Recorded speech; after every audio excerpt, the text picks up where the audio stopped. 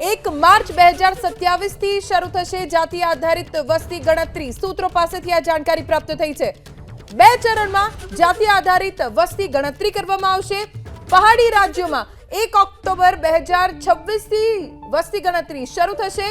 4 રાજ્યોમાં 1 ઓક્ટોબર 2026 થી જાતિ આધારિત વસ્તી ગણતરી થશે। લદ્દાખ, જમ્મુ કાશ્મીરમાં 1 ઓક્ટોબર 2026 થી, उत्तराखंड, हिमाचल प्रदेश में पण 1 ऑक्टोबर 2026 थी जाति आधारित वस्ती गणतरी शुरू थशे। 2 तबक्कामां जाति आधारित वस्ती गणतरी करवामां आवशे। जाति आधारित वस्ती गणतरी ने लईने आ सौथी मोटा समाचार। 1 मार्च 2027 थी वस्ती गणतरी शुरू थशे तेवी सूत्रों पासेथी जानकारी प्राप्त थई छे। 2 तबक्कामां जातिगत जनगणना करवामां आवशे।